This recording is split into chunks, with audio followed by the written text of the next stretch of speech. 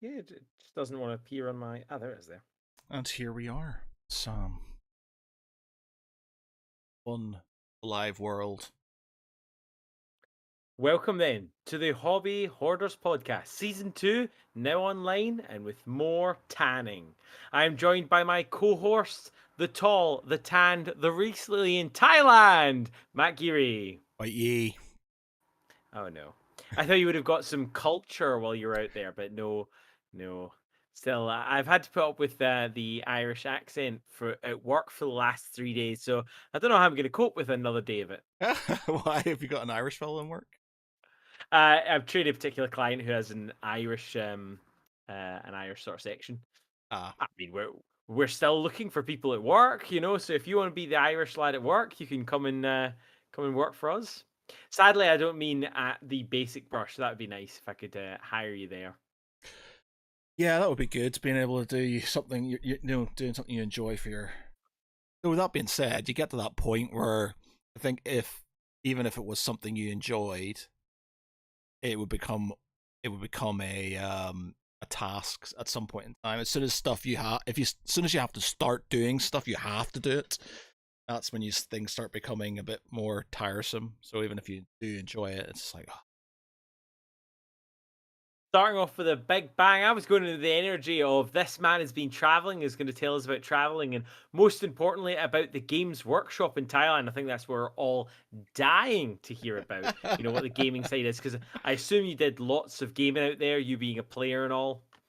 You know what? I only find out about there is actually a big games workshop somewhere there. It looks quite nifty, but I didn't go because I found out about it No! after. So yeah, no, I didn't. I spent sort of spent what about Far too much money? no, I didn't, it wasn't too bad. Like Thailand's like super cheap.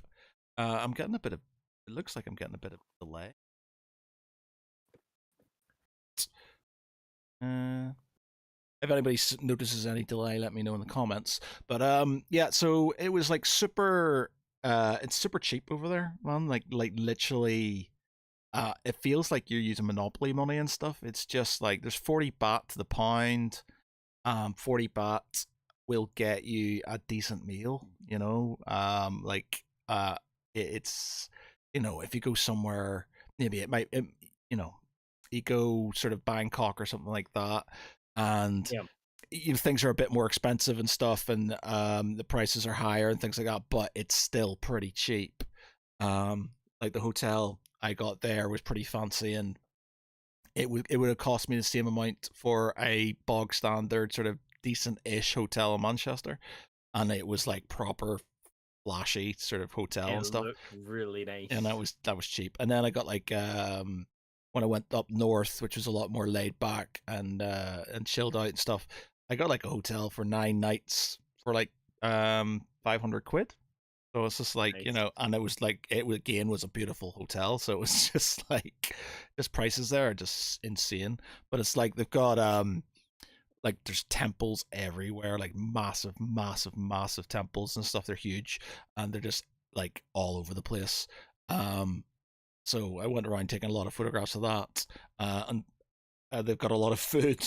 Food is literally just something they do on a like they eat 4 times a day, like 4 or 5 times I a mean, day, like big before meals. you went, you were complaining about your weight. How did a holiday where I put on 2 kilograms, man, but it was like, and it was just like you get up and you'd have like breakfast and like the hotel I was at, which I think I ate once at, they had like continental breakfast, but it was basically they had a Thai breakfast or a continental. And I went, I'll go with the Thai one, and they gave me some toast with it, but it was basically rice and meat and some soup and some other bits and pieces of fruit and things like that.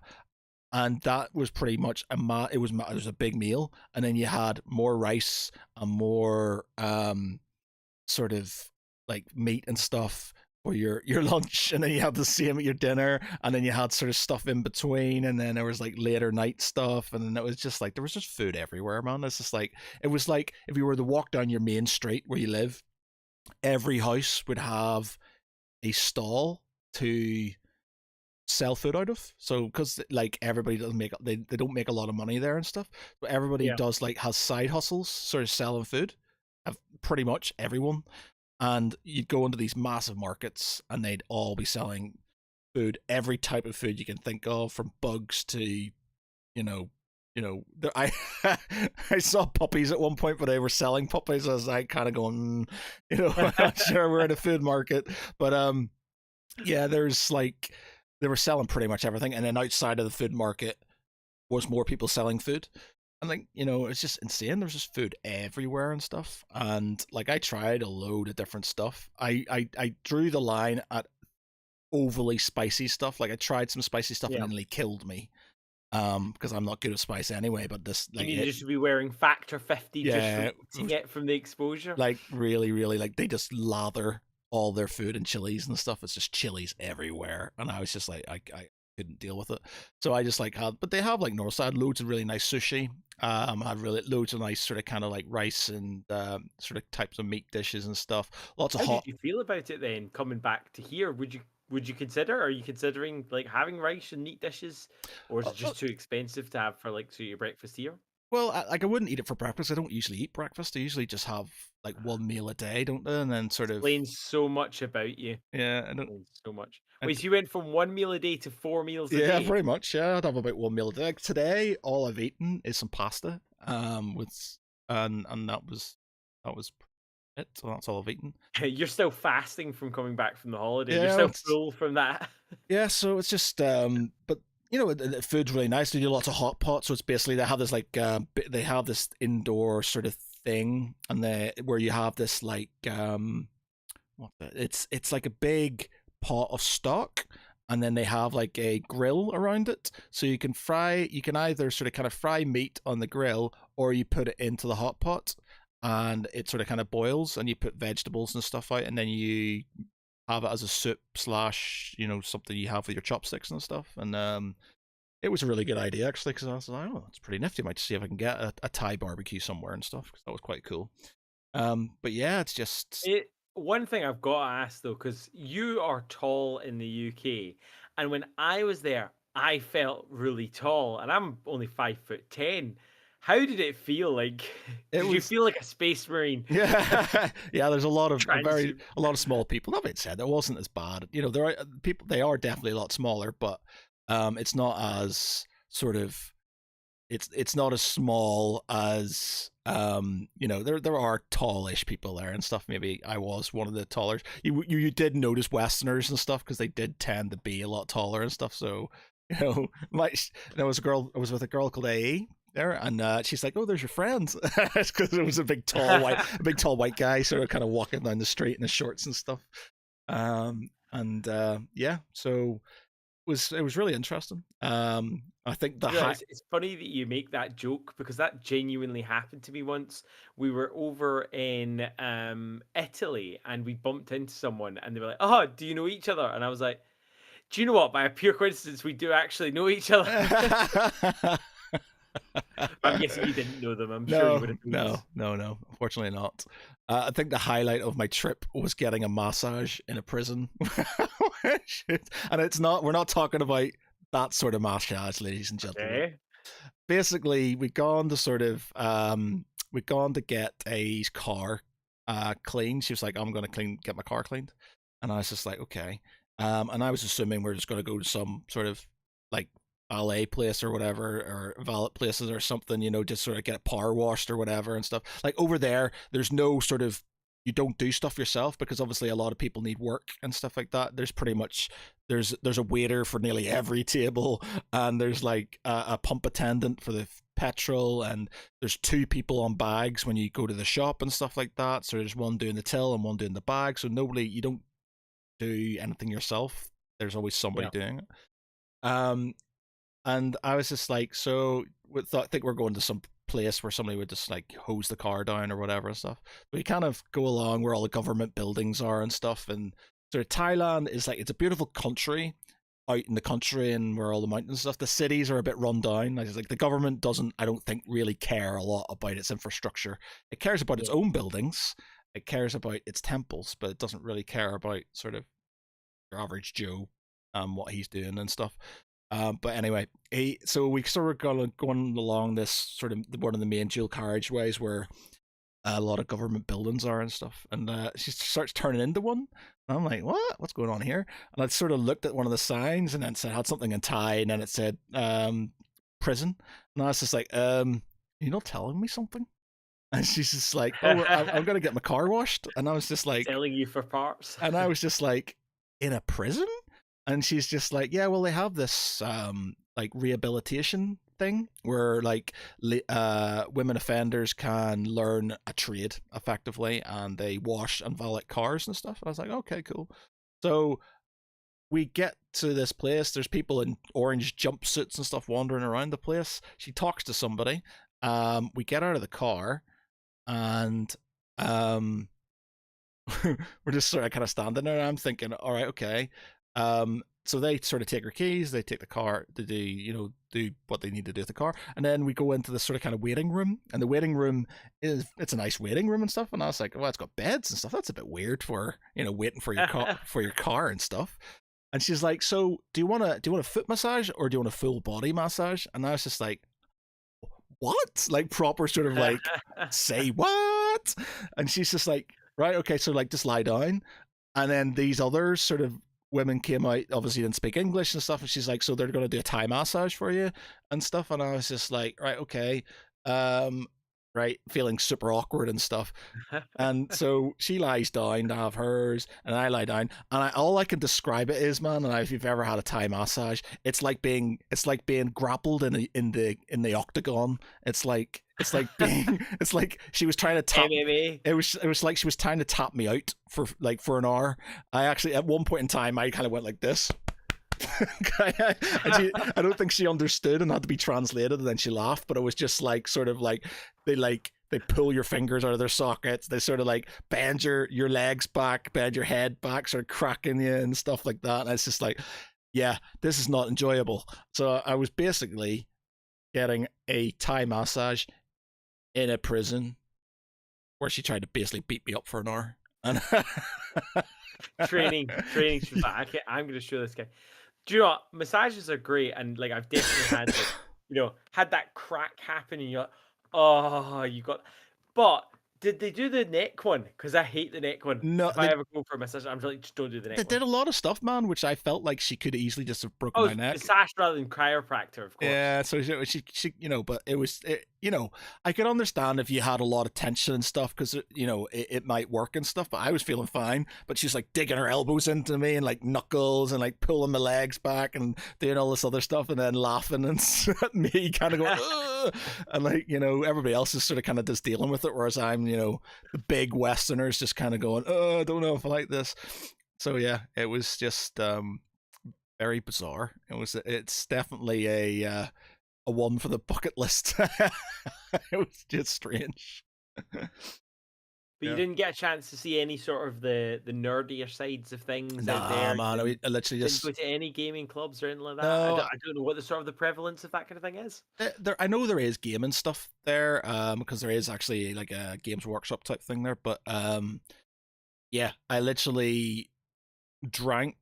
It wasn't as bad. The first 3 days were pretty drunken, because you're in Bangkok, and then I went to a place called Pattaya, and I can't remember the name of the street in Bangkok. There's like a really famous street, where all the tourists and stuff go, and it was absolutely insane, man. Absolutely bonkers. I've never been to a louder street. I felt so old, and it's just like, damn kids and their damn music. It was like super loud, like really, really loud. It's gonna annoy me. I can't remember the name of the street. But yeah, so we were there, and then we went to a place called Pattaya, where we got like super smashed. But again, it was like really cheap. And Pattaya is basically like, I can describe it as like Benidorm meets Blackpool meets like Hamburg or something like that. And it's just sort of, it's like super tacky, definitely designed towards sort of pulling in Tourist trap. Westerners and sort of getting them out of their money. And I was there with a group of Thai people and stuff, so I was really glad of that because I felt like I would have been eaten alive.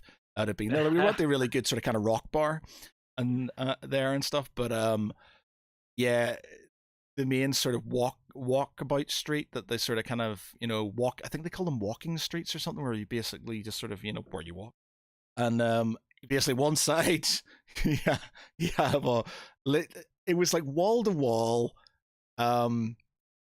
strip bars, um, bars, sex shows, and Thai boxing sort of things and stuff. And then it was just like you just had all these people just coming out, and then you had like a guy who would come up to you with a very, very graphic menu. And this is not for food, man. This is a graphic menu about what you can get in these different clubs and stuff that you're going across. And I was just like, I can't deal with this.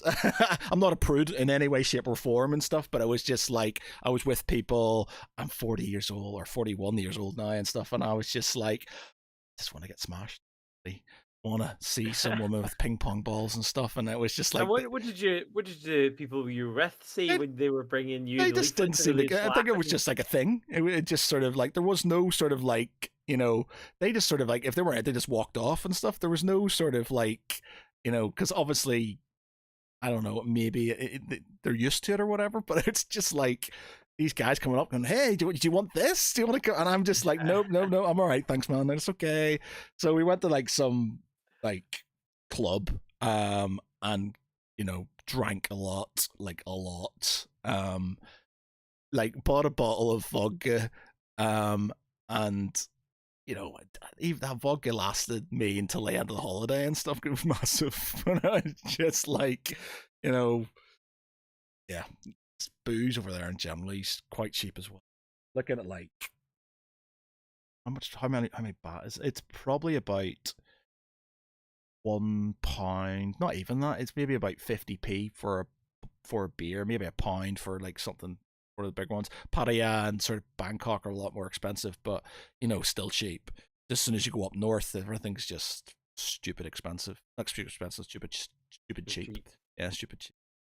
Yeah. So yeah, it was definitely an experience. I really enjoyed it. Saw some really nice sights, some amazing temples and things like that. It's warm. It's just like they only do two sorts of weathers apparently, and that is rainy season and blisteringly hot.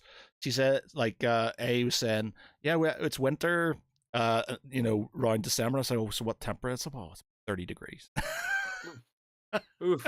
I'm just like, You fuck it. missed all the hot weather here when we Yeah, were man. having it At here. one point in time, the weather was hotter here than it was No. it was in Thailand, and I thought that was hilarious. I was just like, wow, that's mad. But yeah, so yeah, it was a good experience. But no nerd other than sort of playing my Steam Deck. There was no nerdy activities. I know, I saw you had your Steam Deck, it had arrived. Do you know it's a waiting list just to get on the opportunity to buy it still? Yeah, well, You must have got in there pretty early. no, I got mine off a guy from Geek Pride and stuff who'd decided that he didn't want it, so Nice. I got it. Yeah. Well, coming round to the hobby, I mean, the first thing that I always like about those kinds of places is the untapped potential for gaming and stuff like that. We've got Egyptian, we've got, Greek, we've got Norse, but how much do people actually know about, for example, Thai mythology? Did you get a chance? You said that you were out there seeing temples and stuff like that. I saw some of and I read some of the history and stuff when I was there. They have like the Naga, which is like the big sort of like snake like serpenty things, multi serpents. But yeah, not lots. There's lots of sort of kind of like really gnarly looking warrior type dudes with massive swords, flaming type swords and stuff, and armor all over the place, over the temples and things. But yeah, I don't think I did sort of digging to sort of kind of go too much into it. I kind of know. I have a basic knowledge of Siamese before, and then obviously Thailand afterwards, but history, but not too deep. And I mean, I think Geek Pride Histories needs to get on that because we already know. Like, why is it that we know so much about Greek, so much about Norse, but nothing about other countries? Like, I've got Rising Sun, for example, which is Japanese, yeah, and my favorite one in that is there's actually this monkey monk character. Monkey monk. I do mean he's a monkey who is also a monk, so he is a monkey monk character. But the funniest thing about him is he's not real. Some lad and his mate knocked up a Wikipedia article, and the guys from Cool Mini or not, whoever did the research, found this, went, ah, that's a really cool legend. So they just included it in the game, and then it came out afterwards that actually it was just made up. This character's not a real they didn't thing. base it off It's Monkey from hilarious. Monkey Magic. Did you ever watch a series back in the day called Monkey Magic? It's I like don't think Monkey so. No. Magic, Monkey Magic. But yeah, it's basically Was about it about a monkey with magic by any a chance? monkey god basically who sort of like he was really good at kung fu and things like that and weapons and stuff. But yeah, maybe that it was. Maybe it was monkey.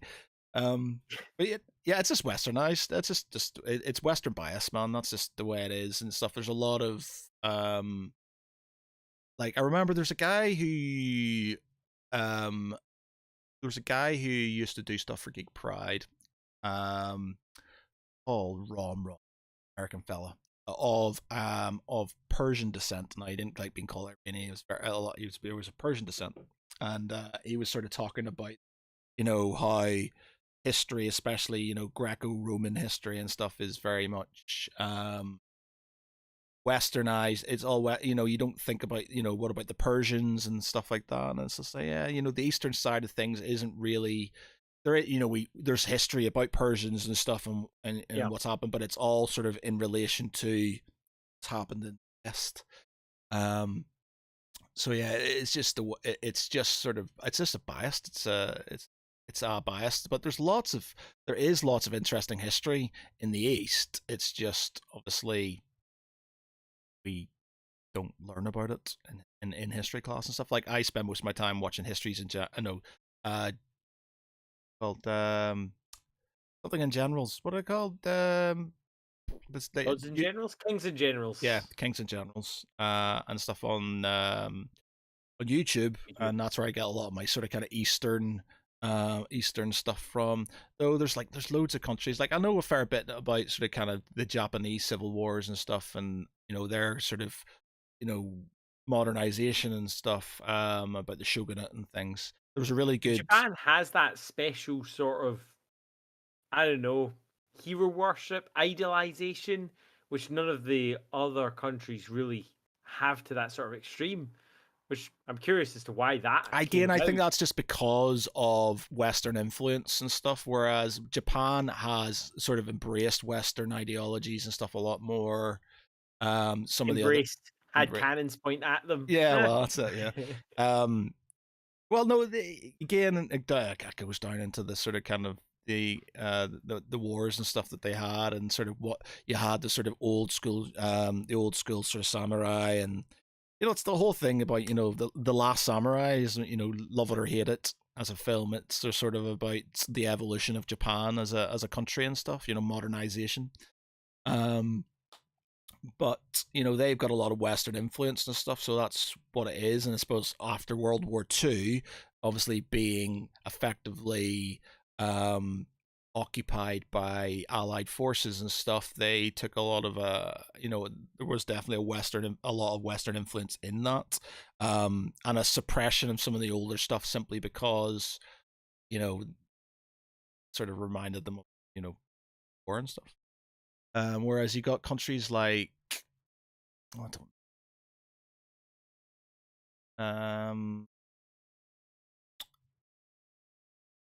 don't like histories of Vietnam, Siam as well.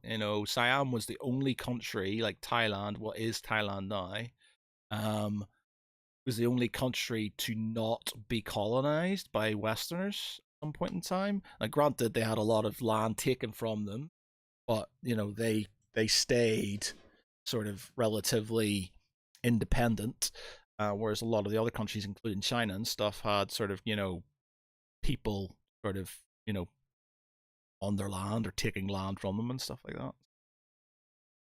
I just wish that we had more games about that kind of thing. There was one, oh, it was a couple of years ago now, and it was on Kickstarter. And have you played the Conan game by Monolith? No, I've seen it. Okay, so you generally know what it is. You sort of follow along the storyline of Conan. There's each mission is like a story mission. What about the Assassin's Creed board game? Nope. Okay. Have you played any board games recently?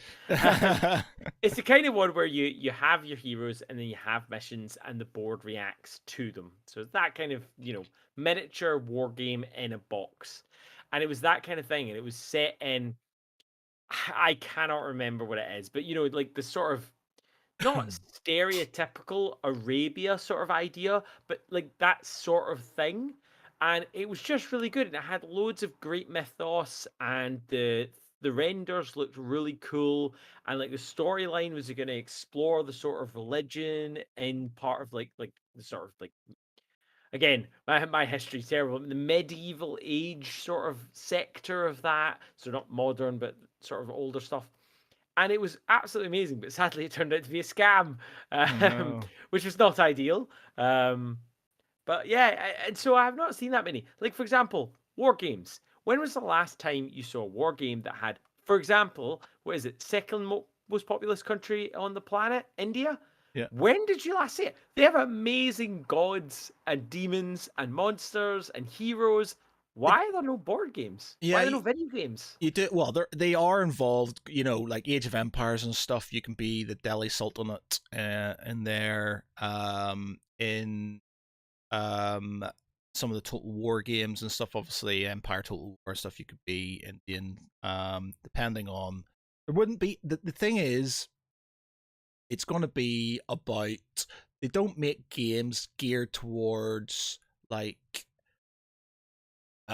India and stuff like that. As despite being the most populous country, one of the most populous countries in the world, it's about who you're going to buy. They are also one of the poorest, so it's like they're not going to be able to afford to buy lots of video games and stuff like that. So they are obviously catered towards Western audiences, so Western history and Western fantasy I'm and not stuff. Norse, and I absolutely love God of War. I know, I'm not but Greek. Norse is something that's sort of ingrained within European history and stuff. So it's like something you're taught in school. You're taught about Vikings. You're taught about stuff like that. You're not taught about the Raj, and you're not really taught about the Maharajas and the.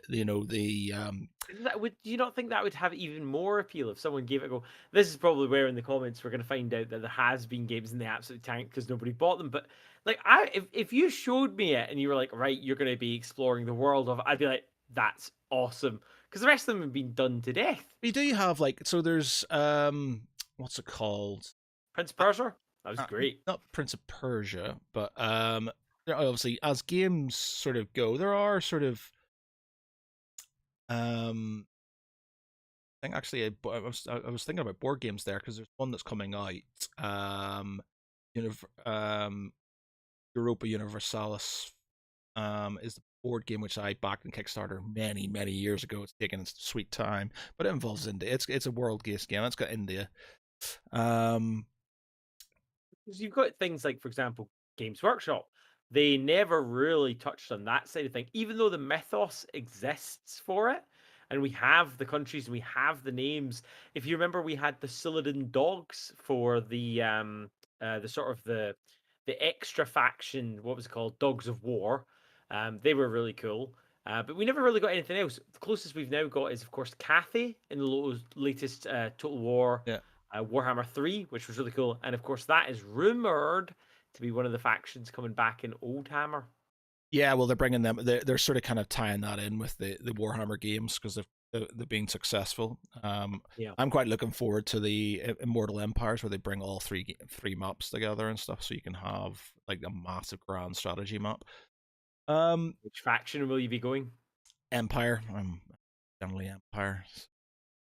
Carl Franz. Carl Franz, yes. We've we were playing a little bit of Vermintide, me Yeah. and a friend, MiniQuest 64. Check them out. And I was like, "Are you gonna go the Empire?" And he's like, "What? Because I'm German as well. You think that's what I want to play?" I was like, "Well, I want to play the dwarf, who's clearly Scottish." I'm listening to the audiobooks for the Gotrek and Felix guys, and they've just introduced an engineer slayer, which is unusual, an engineer slayer, and he is the Scottish. Just like I'm fairly certain that they've got a real Scot. This doesn't sound because it's like, do you ken when they was going to scan the wee scabby gads notes and they cut in your throat? Ken me like, and I'm like, whoa. Yeah, but I think it's just down to sort of, as you got to think about it sort of culturally as well. That sort of board game isn't as, I don't think, as popular in sort of mainstream India. And it might be in the sort of more affluent areas, normal board games and stuff would be, but you got a very poor country and stuff, and the basic games are sort of, they still play quite basic, quite old games and stuff. There's a game. I want to say it's called like Crom or something like that, and you have to flick the pieces around the board. It's almost like vaguely like curling almost. So you've got the different rings. You got to flick it. It's very famous. Yeah, I'm not too up on my sort of kind of sort of Indian sort of old school board games and stuff. There's I think I'm not sure if the one with the black and the white pebbles and stuff is that, if that's in. Carom, Carrom. Carom doesn't ring a bell with the circular board. No, it doesn't. This is a new camera, by the way. It's meant to be high definition. So that is a blurry picture that came up there. But all in all, it's just down to selling stuff. Like, think about it, like movies wise, they're starting to, you'll see a lot of references to China in movies, and that's simply so they'll have like they'll happen actually in China, or they'll need help from China and stuff like that. That's because they're trying to sell to the Chinese market. Which it was obviously with a lot of the Marvel stuff. The Martian, it was like the Chinese help with the rocket because they were trying to sell that in China. The Great Wall of China, the film, The Great Wall of China and stuff, because it was just sort of geared towards selling in China. So they, if they think they can sell it, they probably would go in that direction, but it's just down to supply and demand, isn't it? So it's just like, as much as there probably is board gamers and stuff like that, like us in these countries and stuff, it's probably not as normal or as regular as you would get over here. Just a shame because, like, just imagine commanding armies of Dervites or commanding Shiva. It'd just be amazing. Yeah, it happens. Or like, you got a lot of, but again, is it sort of you're treading on somebody else's sort of religion and stuff, aren't you, and stuff? So it's like if somebody rocked up with Jesus with the machine gun, as much as that, for us who don't care, is hilarious. Some people might be slightly upset, and they're a lot more religious in those parts of the world than maybe sort of Western countries are and stuff. So it's just like, having anything with their actual gods involved may be slightly problematic. Yeah, it's true. Although, just on a random segue, this been trending on YouTube. It was in like the top 100 or whatever it was. So I clicked on it, being a sucker for anything in the top trend. And it was a guy, and he was dressing in like traditional clothes. Like, for example, he dressed in like traditional Chinese, the silks with the golds and whatnot. And there's loads of like these, sort of European students coming up to him going, "That's offensive. That is offensive," and like telling him off. Then he went into Chinatown, and they were like, "That's amazing. That's so nice. Your clothes are so good." Yeah, it's one of those thin lines. It's sort of like, I think, what's his name? Your man Pi. He does the sort of kind of political satire stuff. What's his name? What's his first name? He's the sort of left wing sort of kind of satirist who basically pretends he's a news anchor and then gets distracted and has a massive rant about politics and stuff. Oh yes, Yeah, yeah, yeah. yes. Well, he did one about sort of cultural appropriation and stuff, which was quite amusing and stuff. It was just like, people saying because you got drugs and all these things, and it's just like taking things way, way far. So I think it's just like, yeah. But religion's different. As much as I'm an atheist, I, I don't know if I would go as far as creating a game with like, their gods in it and stuff, because it's just going to cause problems. Do you think like part of the reason is because Japanese gods, the Norse gods, the Greek gods, you think because in those countries they were overtaken by Christianity, that's why it's become acceptable because they've moved from religion to mythos? You Well, think that's why?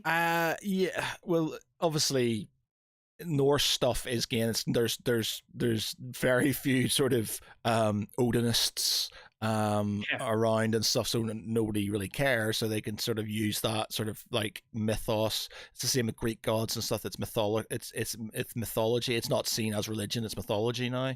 And in Japan, again, this is going to sound like I'm probably going to show some very a very sort of distinct lack knowledge of about their sort of the religion, but it's like Taoism and stuff. So it's not. I don't think there's a lot of. I don't think there's gods and stuff really.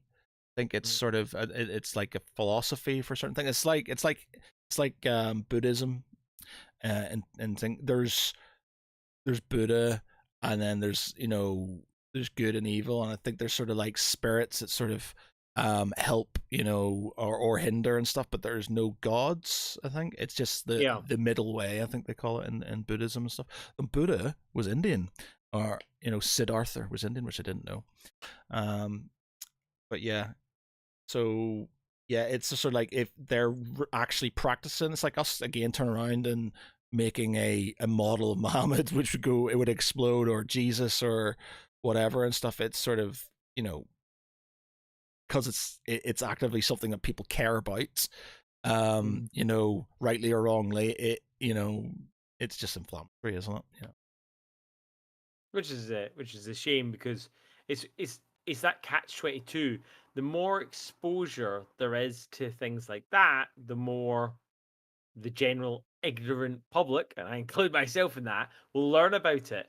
But if it's not in, as you said, if I don't see a video game about it, if I don't see a board game about it, if I don't have a cool book about it, it makes you much less likely to know anything about it, which is a bit of a shame. Yeah, I guess you could sort of, like, if you were stylizing and you were having sort of the gods fighting against sort of, you know, whatever you want, and you were active, but it's sort of, again, it's very, you know, your Mm, average person's probably not going to care, but there's a lot of people who take that religion very seriously, and yeah. you are sort of going to potentially cause some issues with them. It's up to you if Oh, that you makes care sense. about. I'd never thought about it like that. Yeah, like But that could I be. I think it's personally, I have very few qualms about, like the game that I will create before I die. My massive sort of kind of huge game. It's about sort of a like the Empire of Reason are basically humanity who's pushed past sort of the sort of believing in God, and they're into science, and they sort of push out into the stars and stuff like that.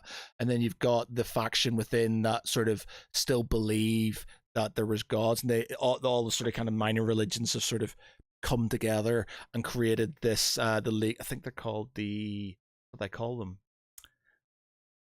like the League of Arda or something like that. But they basically are the ones who have who want to believe and stuff. And then there are angels and there are demons, but they're basically aliens who obviously came back, and sort of, all those pictures and things you saw of aliens and like your Jedi mind trick there. I was trying to bring my camera back into focus. Yeah, I decided to I want my foolishly face drink a drink of blurred. water. This topic is too Wait, well, you're dangerous. talking about this kind of stuff. I definitely want it Yeah. blurred. So you have like angels and demons that were effectively aliens, and the only reason that you haven't seen them is because they left. So they came to sort of kind of try and dominate society when we are, when we were sort of less evolved, and now they're looking to come back. But it's like the whole thing about, are the angelic, much as they prettier and they've got beautiful wings, are they here for good or if they're bad? And are the demons actually bad, or it's just because they look bad? They look bad, and they've basically bad PR by the angelic side and stuff. And it's a very sort of kind of gray area and stuff. So it's like, Mm. you've got one side of kind of going, well, we don't believe in God, and then the angels and stuff come back and say, well, we exist, and they're like going, yeah, but you're not gods, you're aliens and stuff. And then you've got the other ones who are sort of kind of they believe in gods and stuff, and they want to sort of be a part of this whole thing. And then you've got the inner fight between the angels and the demons, and who's actually the good guys and who's the bad guys, and what are they trying to do. And then I was like, oh, I've got all this idea for other factions, like the Greys, who'll be like progenitors and stuff. I had this idea that you could have like your sort of generic gray alien with big eyes who would abduct. So the idea is you could have like somebody from each faction, and then you could have a dungeon crawler with them in it.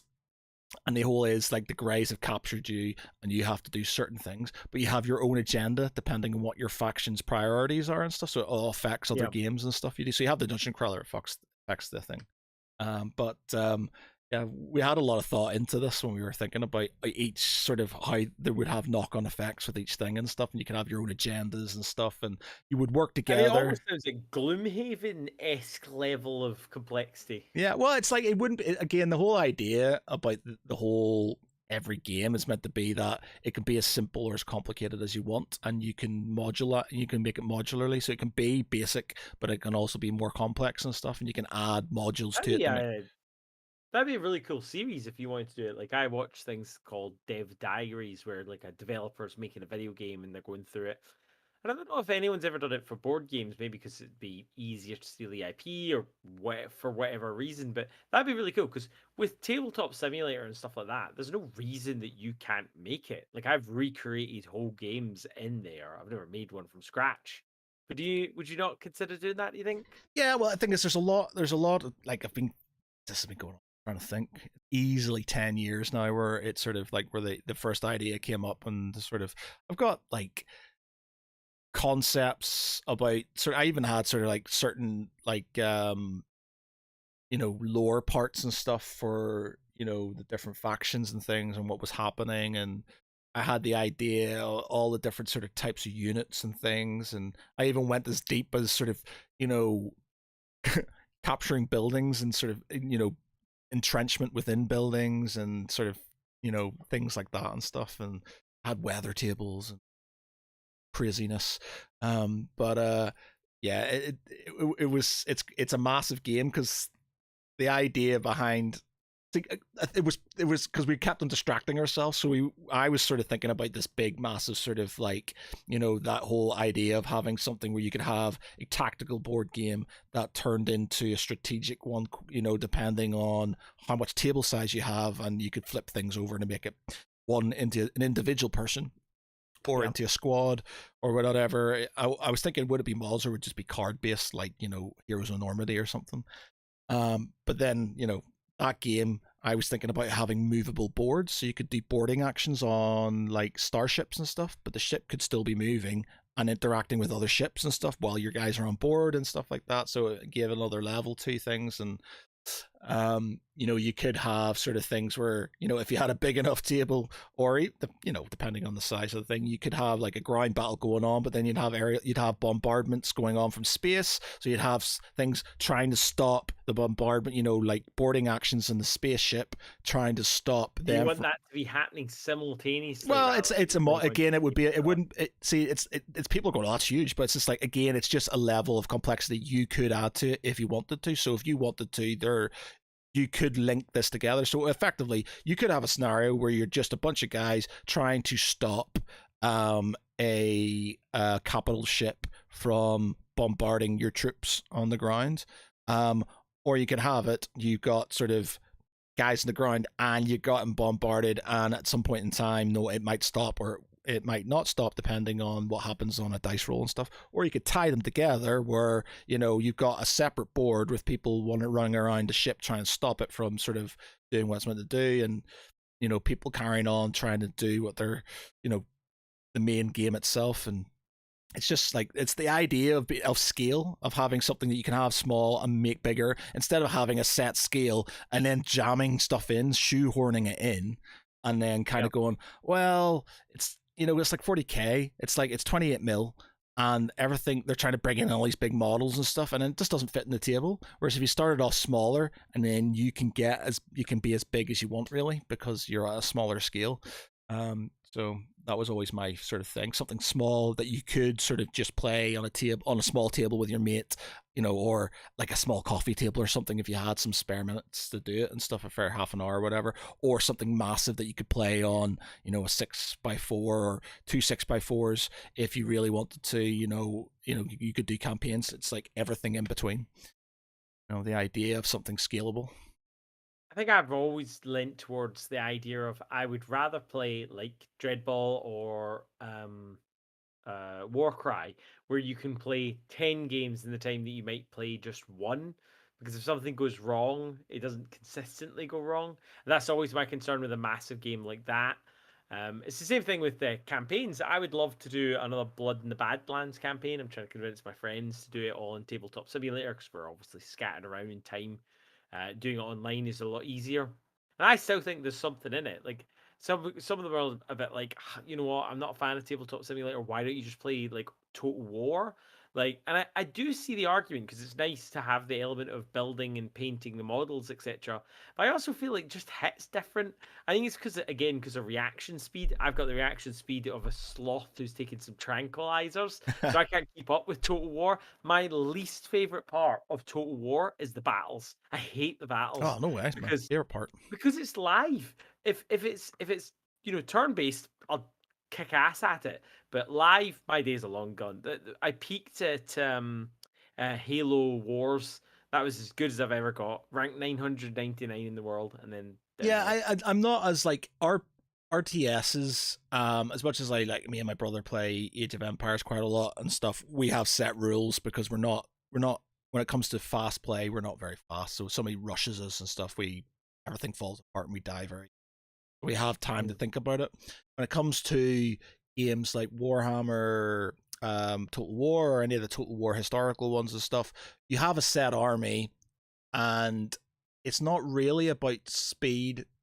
It is in a certain way, but it's not as important because you're not having to think about building units and optimizing units and stuff. You're basically using the army you have and using the terrain to your advantage and stuff, which I think's more sort of realistic in a way. And I I think like it that. is more realistic. I absolutely agree because obviously, like in a real battle, it wouldn't be turn based. I mean, I love watching sketches about D&D when they're talking about what. Why will you wait your turn? Just kill them. Oh my goodness, can't do that. That's against the rules. Yeah. And I think that's just what I struggle with. Because I'll click and the unit will take so long to like move over, and I'm like, and again, as you said, it's realistic. They would have to traipse over there, but still doesn't make it any less frustrating.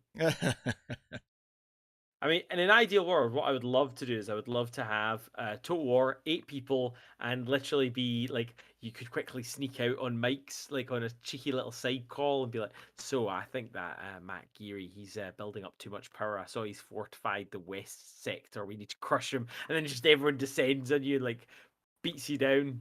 I'd love that kind of thing. Well, you can the new Immortal Empires for Total War 3 apparently can have up to 8 players multiplayer. I'm not sure how it's going to work. I think you have to do all your turns. You do it all at the same time, and then battles. Then you have the option to join in or stand by and watch. But yeah, like me and my brother played Rome 2 Total War campaign over the space of about a month. So good. So good. Took And you say that took a month, but like, what does that sort of relate to? A day, a week, etc. Was that once a week, 2 hours, It or? was for every day, pretty much, for about 3 or 4 hours a night. Um, just sort of because it's a big game. Somewhere up in the region of 120 hours Oh yeah, worth easily, of and then you're gameplay. just sort of like Like 5 and then, solid days worth. and then you're just battling and stuff, and it's like because he was playing Sparta and I was playing Rome, and we sort of had because they're quite close together on the map. We sort of kind of went right. Well, we'll do our own thing, and then once there was no sort of like when will we attack each other. It was pretty much once sort of there was a sort of a point of I can't go anywhere else without sort of kind of bumping into you a lot. Then we'll do that, and it was getting to the point where he like the Spartans were like a nightmare to deal with because they're all phalanx troops and stuff. So you, the As only way. opposed to the Romans who are light cavalry. that No, are no, but spaced it's like out. it's cavalry against phalanx strategy, and generally your sort of winning strategy in a lot of the sort of Rome 2 games is you bottleneck. So you basically, especially if you've got phalanx troops, you bottleneck. So there's no way to get through, and you just have to fight through. And so guys with the gladius against guys with dories or the full on phalangides or phalangeteers, they're just gonna rip through them and stuff. You're not gonna be able to get through. Who's gonna? Because I would have thought, like, if you were to tell me, like, who I'd put my money on, I'd still put it on the Romans because once you get in close, your big weapon is I useless, and know, the but stabbing thing is. you're talking about realistically. But even so, it's All not right, like right. you're not. You've got to get past a lot of spear points and stuff. And if you're bottlenecked, it doesn't matter. It's all down to armor and things, and a lot of them have got sort of good morale and stuff like that. So the only way to defeat phalanx troops of quality, and by the end of the game he had like Royal Spartans and stuff, so it was like good quality troops, is hitting them in the flanks. And if he's bottlenecked you can't. So the only way around that, I would have to have armies with lots of artillery.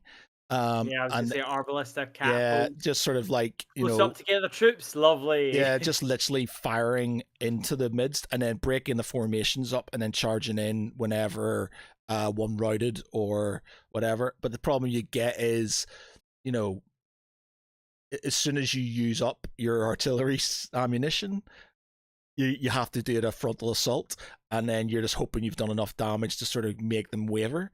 And it's this, you lose a lot of casualties and stuff. So it's literally waiting for mistakes. Like he'd move guys. Like I keep cavalry around, and he'd move guys by mistake, or he'd sort of reposition somebody, and as soon as you see it, you charge in to try and get the flank before they reformed and stuff. So it was becoming quite hard. And it was annoying because like the good thing about Rome 2, which is still one of the best Total War games, is that if your empire gets too big and too bloated, then corruption increases and the money you get decreases. So you're basically having to spend a lot of your treasury goes towards corruption and stuff. Now you can have technologies and stuff that sort of decrease that, but it generally, you're not getting as much money. Armies cost a lot of money, so the more armies you have, because you've got a bigger empire, costs you more money, and so it's really hard to sort of kind of manage your empire. And then if it's too big, you have a lot of rival families who are trying to sort of take control of the state, and if you do anything wrong, then they rebel against you. And so I had a civil war just before I was going to go, right, I think I need to deal with my brother soon, because I had a civil war and I lost all of North Africa and like Egypt and stuff, and I was just like, oh no. And like some of my biggest armies were there, and I was like, shit, he's going to take advantage of this.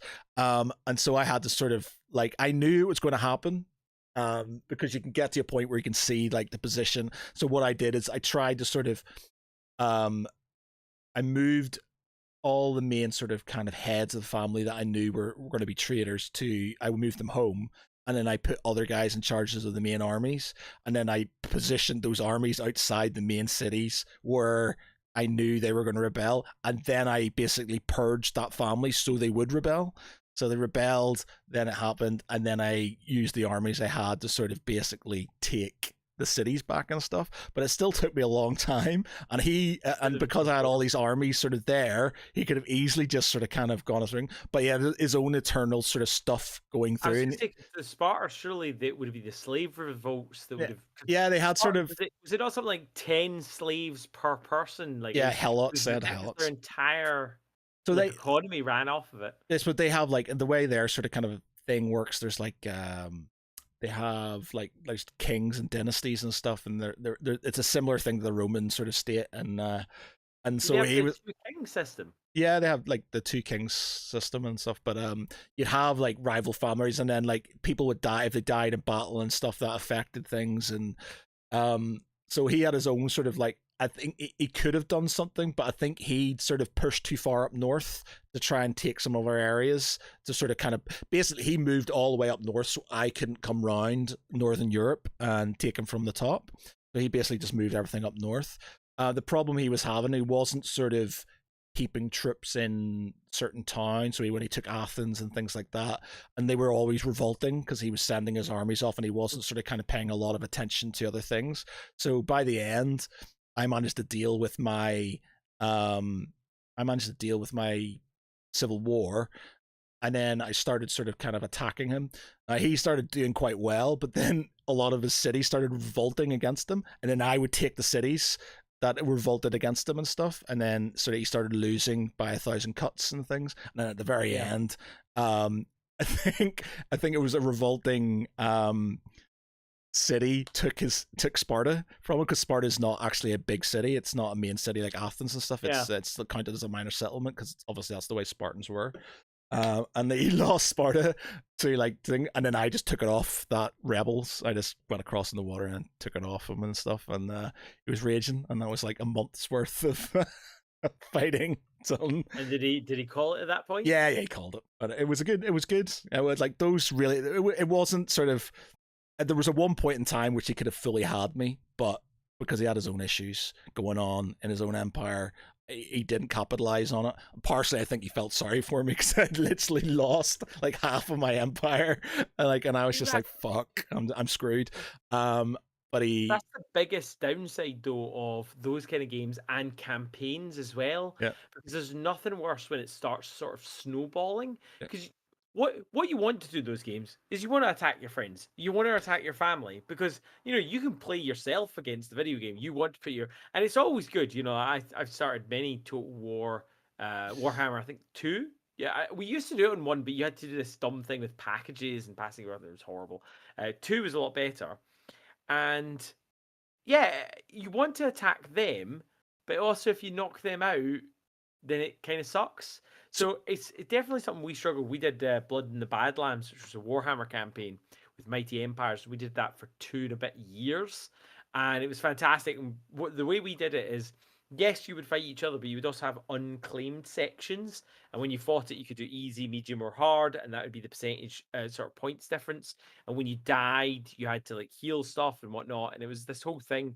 But I think that's the hardest thing. I think not many games get that balance right between keeping it fun and keeping it short. Well, that's like Total War's definitely, the multiplayer campaign's definitely not short, but it keeps you engaged in that. So we initially started off where if we were fighting other nations, it gives you the option to either fight on the side of your the other player, or to fight against them. And we started off where we'd sort of like help each other out, and we'd sort of like he'd run my cavalry wing, or I'd sort of do his reserves or something like that. But then when it gets to the point in the actual battle, yeah, so they can sort of, that's cool. Yeah. So your opponent can watch the battle, take control of the AI army, or take control of part of your army. Yeah. So you can give. You could sabotage you then. Ooh. Well, you could in theory, but we initially what we did was we'd sort of I go right here, look after my reserves, or look after the cavalry and stuff while I hold the line and stuff. But then it went towards the sort of kind of middle of the game or the campaign, you're getting to a point where you're causing issues for the other player and stuff, and you don't really want to see them succeed. So we went from helping each other out to opposing each other. So if there was a battle, then you would try your best to be the worst AI you could to sort of deal with them and stuff. And you'd have games where, you know, you'd hold out, you know, as an AI, because the AI is notoriously bad. So you'd hold out against this army, and he'd be raging because, you know, there's no way he should have done that and stuff. And so yeah, it was good to sort of have that sort of thing where you'd sort of, even small armies where you knew you'd lose, but you'd probably do more damage than the AI did and stuff. Like I had one which in theory I should have lost, and it's because I had mostly, it was like a naval, it was like a coastal battle, and I had mostly ships and stuff like that, and I basically just bombarded the shit out of him, and then sort of I did so much more damage than the AI would have and stuff. He was well not impressed. But yeah, so it's good in that Again, way. it's the same thing when we had it, because when you attacked a section, another player had to control it, because of course this isn't a video game. We can't just let AI do it. Yeah. And it was always that thing of how hard are you actually trying to win with? So we tended to try and do it where one person would design the army, a different player would play with the army. So that way you weren't, a person that was amazing at optimizing the lists didn't actually play with that army. Yeah. To try and sort of make that fairer. And it worked pretty well, because again, you wouldn't necessarily always play the absolute hardest you could. And like, there's moments where you would normally argue about rules, you'd just be like, yeah, sure, whatever, it doesn't really Yeah, I matter. think of campaigns and stuff, especially, Total War, and even sort of when you're playing in real life and stuff.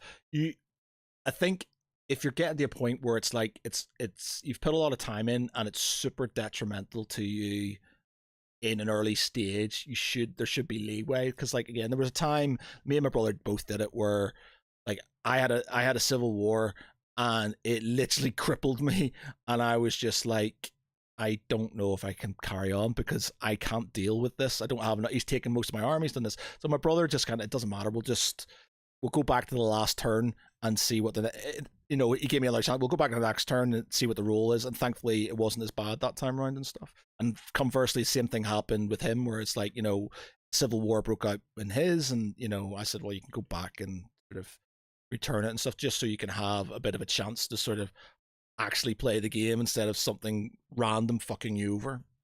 And you can do the same, obviously, when you're on the tabletop. It's like, sometimes things do spiral, and it's not within your control. And to sort of help the game be a bit more enjoyable, you can say, like, we can do this to make it sort of. A good example of that was I was playing against an opponent who'd brought 200 night goblins in a single unit led by Skarsnak and Gobbler. And because again, we had someone, if you were playing the game, someone else did the terrain. And I charged some ogres with the terror banner into him. He failed his terror test, and of course you have to fall back X number of inches. But because he had the building behind him, he couldn't place the unit. So strictly speaking, he was off the board. But we sort of went, we'll just pretend that roll didn't quite go that way. Because otherwise he'd have lost, almost his entire army because something else fled. It was just ridiculous. Yeah.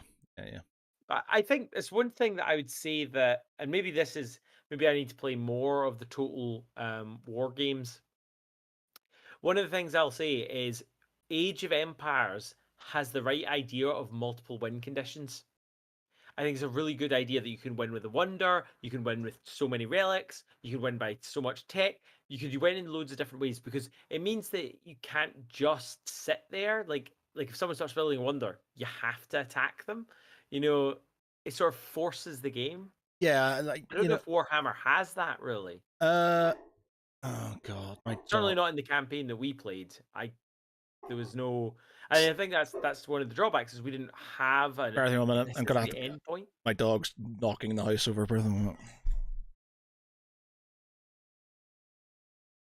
So one of the things that I wish that there was conversion packs for in those kind of games, it would be nice to have things like, here's a rule pack, like the twists that you've got in Warcry. In Warcry, you have your cards, You flip over the cards. They give you a twist, so something happens. Maybe you get an extra unit, Ugh. maybe you don't. But they also, with Warcry, you have your pack, and that dictates every game the alternate win condition. You could win by annihilation, so you could just wipe out your opponent, or you could win by getting your models in this place. And I think 40k with the latest edition sort of moved towards that, didn't it? It became more about objectives and scoring points in loads of different ways. Yeah, you can. It's all about with 40k. It is just about points. There's only one way to win the game, and that is by points. Or tabling somebody, but then it's points. You win points by it and stuff. But I guess there's no real, unless you have I a sort of other scenarios within it, like capture this relic or do this, then most competitive ones are literally just get X amount of points for holding this, you get X amount of points for holding this. It's better in that because you have to sort of kind of think about all your secondary objectives, and you have to think about sort of what you're it's not about just killing people, it's about sort of kind of playing to the objectives. yeah. But yeah, it's not like in Age of Empires and stuff where you sort of got lots of multiple ways to win the game. That being said, I don't use the multiple ways to win the game and stuff. We generally just go for conquest because No, yeah. no. That'll be a different problem. We still haven't played a game. I'm all up for playing when you fancy a little game of it. Thing is, man, we Well, don't. you've I been don't. practicing it. I See if you lose to me, it would just be I embarrassing. know, but the thing is, we have set sort of kind of house rules when it comes to sort of Age of Empires. We don't do sort of. We have like our Age of Empires sort of standard game that me and my brother play, and most of like my friends, bar some of them who kind of like the faster paced game, is that you have like an hour to. You basically have an hour, and you're not allowed to go onto their side of the map. Bar with a scout, you can scout you want, and the scout can be as annoying as he wants and stuff. So the scout can do whatever he wants around and stuff. But you're not allowed to build on their side of the map. You're not allowed to have military units and stuff on their side of the map. So you basically have you have a map. Do your scouting. You split the map in half. We generally have like a symmetrical map and stuff. Go right. This is Do the you have la- multiple? Do you have AIs as well? No, it's just me and him. It'll just be me and him. And then you have an hour, and you've got an hour basically to build everything up, build your army, and then on the hour, you attack each other. It used to be that we both kind of leave it and sort of, it would be half an hour, 2 hours afterwards and stuff. We'd still be building things and building loads of walls and stuff like that. But one of us at one point in time attacked on the hour, and the other person hasn't been able to let it go now. So we're just both of us, literally, as soon as the hour hits, it's sort of trebuchets and cannons and stuff firing around. So it's like I everything see. going. You've got to have AI. You've got to be playing in hard mode. So you're forced to cooperate for a while. Like I love those ones where you literally the only way you survive is both of you putting your base right next to each other, pulling resources, and then gradually as you start beating back the AI, you then expand out, and then eventually it comes to that breaking point where you're like, you know what, we're powerful enough that we don't need See, each I've other never, I've anymore. I never. love that feeling. The only issue I have with the AI, especially the hard AI, is they're just super aggressive. And they And cheat. That's the thing that pisses me. Like, see if they legitimately played a way better game than me. That's life.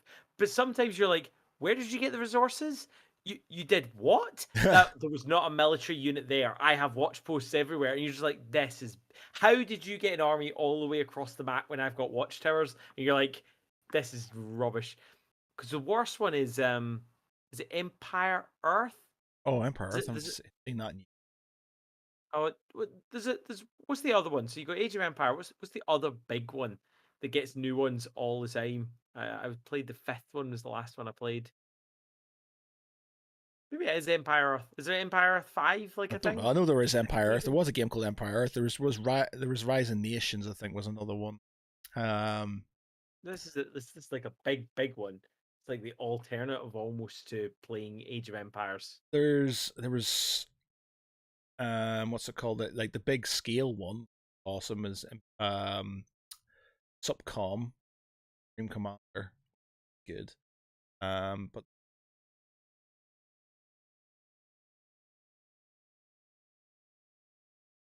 It's got Starcraft. it's it's got Atlas. The logo is like Oh, Atlas. Like Civilization.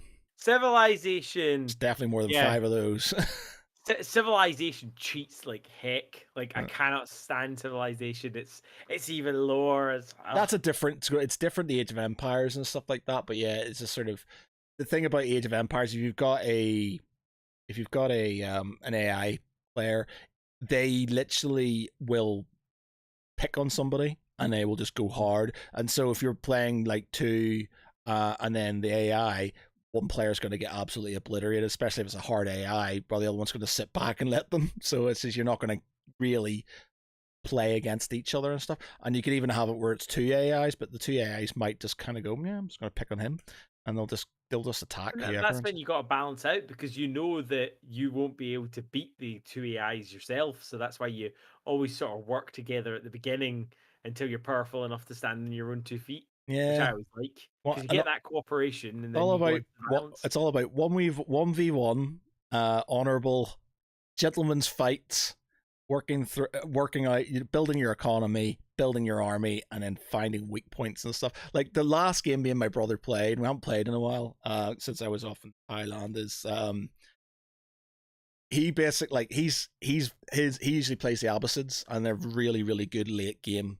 Well, in the versions we play, in the standard one they're not as good, but in the late game we play, because we use a lot of caravans and things like that, sort of kind of get supplies. They get bonus materials and things, and so like his economy is absolutely insane. Whereas I always play the English, and the English are good at everything bar wood. They don't get any additional wood, so as soon as their wood's out, they're in trouble. Unfortunate for the longbows. Yeah, exactly. Well, yeah. So it's like you need a lot of siege engines, and it costs a lot of wood. So as soon as your wood's out, you're in trouble. And so we had one where there was like it was symmetrical thing. There's a river in the middle. There was what he thought was three fords, but there was a fourth that he completely missed. And so there was on the left and on the right, there was like these big walls, and in the center there was like there was lots of walls and stuff. So he walled off all of it and stuff, and then he had like a big push on the left, and he had a push on the right, and I defended against both, and I was struggling. He was breaking through, and I'd sort of put layers of walls in to sort of kind of slow him down. And then I realized I had some units on his side of the board on the map, and he wasn't doing anything about them. And I was like, he hasn't seen them. And then I realized that there was another ford there that he completely ignored. And the problem is, because he didn't realize it was there, he hadn't defended it. So I literally just got like a load of guys, let him sort of basically destroy my base. So he went up because I had all my landmarks in different places. He was going around thinking he'd won the game, and then he said his heart just sunk as he saw all these catapults and trebuchets roll up to his base and just let rip. And because the Abbasids only have two things, I won. So I just literally like snuck in and straight down the center of the map, no defenses whatsoever, just walked in and just blew up his base. And he just kind of went, oh my god, I didn't see that in any way, shape, or form. So that was quite amusing. Yeah, I think we should still try playing a game, but I don't think our play styles match at all. Because my friends used to do that with the Lord of the Rings one, Age of Middle Earth or whatever it was called, and Battles for Middle Earth. Battles for Middle Earth, and they would do like 3 lines deep of like walls, and you couldn't attack for an hour. And I'm just like, it's not going to be played. I love the ones where like you would sneak your villager up into the back corner of their map and build a base there. And so they'd be wiping you out, and then you would have your secret base, and they'd be like, where's your base? And you'd be like, oh, and then it'd be behind them. So when their army left, you snuck in behind them and wiped them out. Yeah, Or well, that's even like making like little separate fortresses. So like every time they would encounter, they'd be like, oh, is this a fortress? And then you would come in from the sides and like pincer them. Thing is, you get this sort of, when you play games like this, it's like as soon as you either base build or you don't in games like that, in my mind and stuff. And it's just like, it's, we've got a player, a friend called Stuart, he does a lot of tabletop gaming and stuff, and he's very good at RTS, is very good at stuff. And he winds me up something shocking when we play like Age of Empires and things, because he's just so brutal with it and stuff. And like he's because he's really good at micromanaging things, and he'll kind of go, right, these are the rules, and then he'll just bend the rules, so he'll build stuff like right on the border. So like, and then oh, I'm not doing anything, and then he'll provoke me, and then as soon as he provokes me, he'll attack because I've pushed in, or he'll sort of start hiding stuff around things, and then sort of like piling in, and you're just like, God damn it! It's like the only time the last time I played him, I beat him, and it was because I said, look, these are the rules, and this is it says like 1 hour. You're not allowed to be across the line. You're not allowed to do this, not this. And it was 2v2 against my brother, and I wiped out his player, his teammate, quite easily because his mate kind of charged up this hill with all this cavalry, and I'm sitting there with this massive line of cannoneers, just kind of going, come at me, bro. Just mowed them all down. And because his mate hadn't built any more sort of like barracks and stuff to sort of kind of reinforce as it is, I just walked into his base, destroyed it. And so, but he was against 2 people, and then he eventually lost, and he was impressed. And I was just like, yes, never playing you again. Was he close, though? Were you scared at any point when it was just No, I knew. I'm pretty sure as soon as I he beat my brother, but because I basically wiped out his guy called Steven, I beaten him, and then I was rampaging through Stuart's base, but he was the Mongolians, and so they can move things around. And the only thing that was annoying me is because they can move the town center and they can move all their things, so you can't kill them. So he was hiding stuff in forests and stuff. And I was like, look, man, I'm going to win. You know I'm going to win. It's just me. And he said, yeah, but you have to find this. And I said, yeah, but it's going to take forever. Just be a gentleman and surrender and stuff. And he eventually sort of kind of gave in and stuff, but because he knew it was going to happen. It was just going to take forever for me to find where he'd hidden his last base. Like, he had no resources and stuff, and it was just like there was no. Yeah, but like I've played games where you've gone in and I've done sort of league games and stuff on Age of Empires and stuff, and it's hard, man. Like you either have that agreement where you're like, there's no attacking for X amount of time, and then people always break it, but you have no that, or you just attack, and that's so makes you panic so much because some people are faster than others, and sometimes you get the drop on them and sometimes you don't, and I'm not a fan of Zerg Rush. I don't think that's it's not an enjoyable play style. That was a lot in one of the things people did with Halo Wars is they would do like a Zerg Rush of airplanes. Now the nice thing about Halo Wars is you had your hero and they had special abilities, and my hero was one that could actually attack the flying vehicles, and because he was one guy who'd jump up and just like he'd have the big the power sword, he was just clawing through them, and I could like jump him around because you could take personal control of him. So my base was perfectly protected, and my one hero would wipe their entire Zerg Rush out, and then I would just walk in and annihilate them. So he was the perfect counter. My friend always went the heavy guy with the big he had like moves that would basically suck everything into one place. Okay. And because my guy could jump around on top of all of them, he would just go like this, like this dervish wheel of death. So it was a horrible combo. And that would be our armies. We would then bring our armies in and like wipe stuff out with giant scarabs and stuff. One thing is sort of one frustrating thing I get from sort of like playing other people Age of Empires, and this is why I generally play my friends or just my brother and stuff, is like I'll run custom games or I'll join a custom game, and like I remember playing a game where it's just like 30-minute no attack, and then you do it's like, so that's shorter than I usually do, but yeah, why not just do it? And the guy was like, right, so keep to your own side and stuff. And this guy, literally the guy in front of me, built a wall on my side of the board. I said, dude, you know the rules. And he's just like, he ignored me initially, and then I attacked this thing. He says, oh, you're attacking me? I said, dude, you're on my side of the board. And he went, oh, so he destroyed it. And then I was like, right, fine. So I built further up, and then he kept on pushing his stuff forward and forward and forward, and like literally sort of kind of seeing how much ground he could do and stuff. And then when I attacked his walls, because he was like right in my face, he went, oh, you're attacking me now, and then just thing, and I don't tend to just quit, but I did. I was just like, right, fine. Cheaters always win, man. Enjoy your win. And I just went left and stuff. It's just like, you shouldn't have left. You should just not played. Like, just close the tab and then just walk away, because then he wastes all this time playing and realizes that he's playing No, against because no one. it ends the game, so he doesn't get the enjoyment of playing and destroying stuff. So it's literally it just Uh, ends the game. So it just ended. Did that, and then you have other ones like you set the rules out, and you go, "Do you understand the rules?" Yes, I understand the rules, and then you're like. And then they start building stuff and attacking. Like I had this one guy who thought I obviously thought he was being super smart, and I was just like, right, man. So here's the rules. This is the way I play it. Can't build anything on my side of the board.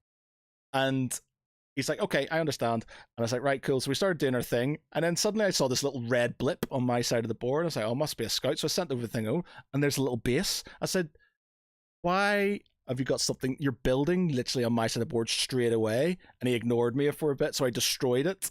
And then I came back and he had more stuff and he was building more things. I was like, dude, what the fuck are you doing? Why are you building on my side of the boards? And then he says, yeah. I'm sorry. I'll get rid of them now. And all he did was destroy one building and then move his entire army into the shroud, thinking I wouldn't see it. And I was just like, oh man, what the fuck? It's No, like I do like I a don't little bit understand. of I don't leadership. understand. I understand wanting to win, but I don't understand wanting to win so badly that you'll actively cheat that badly and stuff. I think that the problem with it is we all have different sort of expectations. I want a game where you get to fight in every single age and we clash all the way through, but it'd be fairly balanced, and then you wipe each other out sort of naturally. And it just never happens. Like I said, I like to play it where you have multiple bases, like you sort of expand. So it's like you gain some ground, you build like a fortified base. Basically, I like Roman stuff so much that I want to fight like the Romans. Yep. Like, move your army forward, build a base. Move the army forward, build a base. But in reality, that never actually And that's one works. thing that gets me about sort of when we've talked about the false advertising. These games, they sort of they show you these sort of like different formations of infantry and cavalry, and are all working together, and there's like this lovely, beautiful sort of walled city. Choreographed. Yeah, city, walled city with people on the walls defending against this. And then the actual game is a massive rush with a group of guys all in one big sort of splurge. Now, granted, you can micromanage things, but it never, and like buildings everywhere, they're just all over the place and stuff. There's no pretty little bases. There's no awesome looking little sort of road that goes down, a little highway between your sort of your things and stuff. Oh, that's so nice, but yeah, it's false advertising. These games, it's just like, if you've got better reactions and you're faster, and don't get me wrong, I watch a lot of this sort of competitive stuff on YouTube. It is interesting to watch. I just suck at it. I just cannot do fast battles at all. Like, I panic, and as soon as I panic, I'm just like, I'm done. I'm an out and stuff. Or I obsess too easily. Like, me and my brother did a thing where we were like, we had holy sites, and we're like, okay, so they're fair game initially. So because he'd always get his priests out faster. So what I would do was I would start defending the holy sites and stuff, and then he would start putting guys out to sort of try and take them. And so we had these big, massive fights going on. Both of us were spending more time obsessing about the holy sites, and then realized when the hour hit that we hadn't leveled anything up. Our economy was shit because we were sitting there just fighting over holy sites and stuff. So we knocked it on the head and went, right, we're going to have you split the holy sites 2-2, and if there's a fifth one, it's basically the first person who gets it. And One of those difficult things is I don't know what I want from those kind of games. Like, I want something between Total War and Age of Empires, and I think but that's sort of that's what what Total it War is. is, isn't it? Surely, What Total did I say? War. Sorry, I mean between Total, Total War and Age of Empires. I want something in between the two. well, what is in between them? Because in Total War, you get a campaign map where you can spend as much time as you want. Total Hmm. War is the best of both worlds in my mind. That's why I love it so much, because it's literally Wait, you when you say can best of both worlds, sorry, what do you mean? Like, so you turn in terms based, of management and armies? yeah, turn based and real time. So you've basically got a turn Mm. based strategy game akin to like Risk or whatever, but with obviously economic management and stuff within there. And then you've got real time strategy that is obviously the battles itself, and you don't have to fight the battles if you don't want to. So you've basically got a really good sort of medium. It's just enjoyable to fight the battles, but you can't. You I don't. think, but you can't set up anywhere you like, can you? Like, the, I think I really, for me, the first sort of big one that I played was called Age of Wonders. Did you ever Yeah, play any yeah, of the Age of Wonders games? yeah. I really like them because you could build a caravan and build a base wherever. Like there was tiny limitations, like you couldn't be within 5 hexes. So it was the management of Total War, but the battles were turn based, like hex based. So not like free form, so they were faster than like the like drawing the lines and the guys walking along it. I think I just because that was the first one I really played a lot. I think maybe that's why I sort of like it. I honestly think Total War, like, it's got a lot of, there's certain things I Because you think can't that build cities anywhere, can you? no, you can't in the it's Rome 1 and stuff. You could build camps and stuff where you wanted and stuff, but they have main cities that you Hmm. can upgrade effectively. It's not like Civilization. In Civilization, you can create sort of cities wherever you wish. Um, Yeah. but a lot of it's historical, or it's based on sort of kind of like in Warhammer lore. So they have cities and stuff already Mhm. there. So you can't really just build cities anywhere because it wouldn't be a historical game, or it wouldn't be based on that fantasy game and stuff. Um, so yeah, Stellaris, I guess, is kind of like. Have you ever played Stellaris? It's like it's a it's a paradox game, so you'd think, oh my god, this is super complicated, and it is, but it's not. It's not like, if you've ever played any of the paradox games, like Hearts of Iron, or Crusader Kings, which is fucking insanely complicated, or things like that. Crusader Kings has some of the best management. You can assassinate, you can Oh divorce, yeah, you it's can do it's it's scandals. super it's super in depth, man. But I guarantee, have you ever played it? Yeah, yeah, yeah, You've yeah, played Crusader King. yeah. It's just I like complicated games. But me and my brother tried to play it once, and there was literally zero sort of knowledge of how to do things. It was literally a case of, I'm here, I'm getting attacked already, things are going wrong, I have no idea what I'm doing, and because it's all real time within the map itself, it's Mm. sort of, it's hard. But Stellaris is good in that you start off with your own planet, and it's one planet, and they start off with one planet, and there's like, sometimes you have sort of like generated empires that have multiple planets, but generally the main players have one planet. You build up that planet, you expand your fleet, and you incorporate other planets, and you build an empire bit by bit, and then you start bumping into people, and you can either get them on your side, you can do trade posters, you can build sort of fortifications on the border to stop them from sort of kind of coming in, and then you can attack. And it's a good game because it gives you time to build things up, but there's a good sort of complexity, because there's a lot of sort of planetary management, but there's also ship management, and it's like certain ships do certain damages, certain ships do are ineffective against shields, that certain weapons are ineffective against shields and things like that. And then at the very end, like, the game goes on for a certain amount of turns, at the very end you have this sort of apocalyptic sort of bad thing happening, and it's either literally like effectively like Tyranids coming in and starting destroying everything, or like these sort of like void ghosts and stuff, and you have to either band together to deal with this, or sit back and watch it destroy everything and sort of hope you don't get killed and stuff. I think it's a great game, awesome soundtrack, but it's a really It's good good. sort of mix of, you can literally just go in, take planets, name them what you want to name them and stuff, build them up the way you want to build them up, build your fleets, and go out and either you can win by sort of, all types of, you can do it economically, you can do it by having the bigger empire, you can do it militarily. um there's all kinds of things, like, you get thrown under the bus a lot, which is I was in a federation, I joined a federation, and because I was like the junior partner, my federation went to war with another faction, and we were losing because it was a bad decision. And so they basically threw me under the bus and went, okay, you can have him as a vassal. And I was like, what? So they literally voted, because it's a voting system, and I just Yeah. couldn't, obviously lost. So I got made a vassal of this like other sort of like empire. So I was having to do its bidding for ages until I broke away, and then sort of stabbed them in the back and stuff. But It's a good game. It's a good game. That's an interesting point because it's an issue that you sort of face in both war games and in video games, where late game the nature of the game almost changes. A fantastic example of this, a ridiculous example of this, is did you ever play Evolution? Sounds familiar. Spore, sorry, Spore. Oh yeah, I played Spore. Yeah. Yeah, Spore is the definition of that. The last bit of the game has absolutely nothing to do with the first part of the game. And I think that's an issue that can happen in a lot of games. One of game I really like is Mountain Blade. Yeah, Mountain Blade. Yeah. Yeah.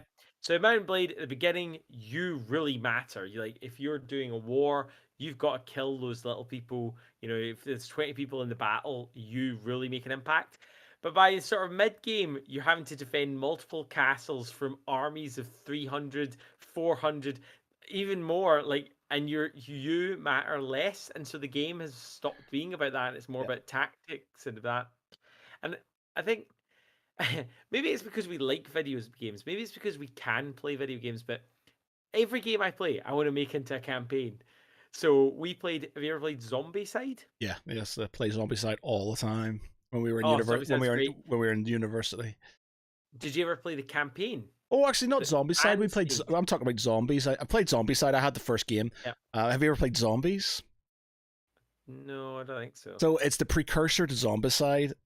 So like it came out ages ago, but basically, Is it zombies with like a million E's or a million S's or something like that? no, it was like a black, yellow, and red box. So yeah, it was black with sort of red and yellow, sort of because zombies on it, and you basically got plastic zombies and plastic survivors, and you got like a square tile, and you put that tile down, and that was your starting tile. And you had a end tile, and you basically drew tiles, and you tried to make your way to the end. Um, and you picked up sort of weapons and stuff as you go along, and you killed zombies, but you were literally trying to fuck everybody else over and stuff. And you could get ones where you'd made the whole, you get cards and stuff where you get all the way just to get to the helicopter, and then somebody would draw a card, go right back to the beginning, and your guy would have to go all the way back to the center of the board again to make it back. I was horrible, but yeah, that was a great. And they did one where they had like an Evil Dead version of it, and it was very similar to Zombicide. You could see, I think, where they got a lot of the inspiration from, because there's a lot of similarities. Because it wasn't like it was the board game versus you, but you weren't a team. You were working as you worked as a team, but you were also working as individuals as well and stuff. So That sounds quite similar to. Have you ever played This War of Mine? no, I don't think so. My friend Gwen's favorite game, and it's that sort of idea where you're a settlement of survivors. You have to leave the settlement to go and do different missions, and so every mission will have like an objective and stuff like that. And everyone has their own secret agenda because you gain personal points as well as like Yeah, the general thing. And there's an expansion where, for example, it turns out one of you is actually the leader of the bandits, and you've been trying to sabotage them from the inside. And then they flip and they start being like a completely different board. But the Zombicide one, it wasn't an actual campaign. It was like some absolutely legends in the community had come up with campaign rules, combining all of their campaigns. So, like, say you had the generator would protect you from being attacked during the night, or you'd roll dice and you'd be like, oh, bandits came in and stole half your food, or, you know, there was a break in, and stuff like that would happen. So it was like you would go do the missions of Zombicide, which is great. It's fun. But in Zombicide, you pretty much always started at zero, and you always like just each mission was almost just separate. Yeah. Whereas this campaign made every mission matter, and like slowly, as if you didn't do like missions like suppression missions to stop like the zombie stuff building up, it was building up, and this was all fan made on top of the zombie games. It was fantastic. I can't remember how long we played for. 4 months. I never took to Zombicide that much, to be honest. Again, when you're playing against the board, it just doesn't seem to grip me as much and stuff. Again, it's like, you know, Reichbusters. I'm getting rid of that now because it's just like I just bar that one model that I've painted and stuff. Yeah. I'm never gonna play it. I'm just not, me against the board game. or me and my brother against the board game and stuff doesn't really do much for us. We like having that bit of fuckery, even if it's a case of we might be playing against the board, but there's still the chance of something happening. I like that sort of thing. I don't like it where it's just down to the board to decide, because it's like playing a video game, and I kind of like interacting with other people and sort of having that adversarial. To me, that says it's not hard enough. That's what that says to me. It says that maybe those games aren't designed to be hard enough, because with a video game you don't get that because it's really hard. Well, I don't know, man, because if you play, did you play the Nemesis? Oh, Nemesis, but the thing is with Nemesis, Nemesis is hard. I know, but Nemesis is a game that you're also competing against each other. So there's I can get that because you're playing with each other, but you've got your own agendas and stuff. So you've got your own thing and you can fuck each other over. So there's always that in the back of your mind. I like that idea. Whereas Zombicide is literally just a case of you open the door, there's noise, zombies come towards you, and it's literally, there's no... It seems slightly robotic to me. It doesn't seem sort of natural or whatever, and it's the same with same with Right Busters. We thought was missing, and that's why we had to switch to the campaign sort of thing, because then it mattered what you found. Like if you found tons of weapons and no food or no gasoline, you were stuffed in the campaign. But that's again humans fixing a problem. And it had things like ramping up, and so based on what your base did, based on how high in the danger level you would start, and stuff like that. Yeah. How would you do it in a war game then? So, speaking of like things to make like the game move along, so that Blood in the Badlands campaign, it went for so long because it was really easy in the beginning because it was like, oh, there's an empty square next to you. I will attack the empty square. You're all good. You're not going to upset anyone. But then when it started that you were regularly clashing with one another, that's when it started to, sort of steamroller if one person was winning a lot. How would you sort of end those kind of campaigns? What would you do with that? So say you were playing a 40k Crusade campaign. What would you like to see? Would you like a turn limit maximum? Would you like a turn limit on the campaign itself? So you're saying this is when the campaign ends? Exactly. So how would you get towards the end point? Obviously, you'd have to have certain sort of goals and stuff. Like if it's territory gain, you'd have like you get a natural end to it. I think you get to a point where you're boned. It's like any game where there's what's the word? Where you're taking territory. You get to a point where there's a tipping point where you can't come back from it. It's like Axis and Allies. If you're playing Axis and Allies, you will sit there and you will butt head with each other's and you'll to and fro in certain areas, but they'll get to a point where it's literally the tipping point happens, and as soon as that happens, it's over. So it's like I could fight this out. Like me and my brother, I don't think we've ever, even when we played on Tabletop Simulator over lockdown, there was 5 of us actually playing and stuff. Great, but we never completed a game, as in we got to a certain turn and we knew the game was over. So the first game, for example, in Tabletop Simulator, we played 2 games. The first one,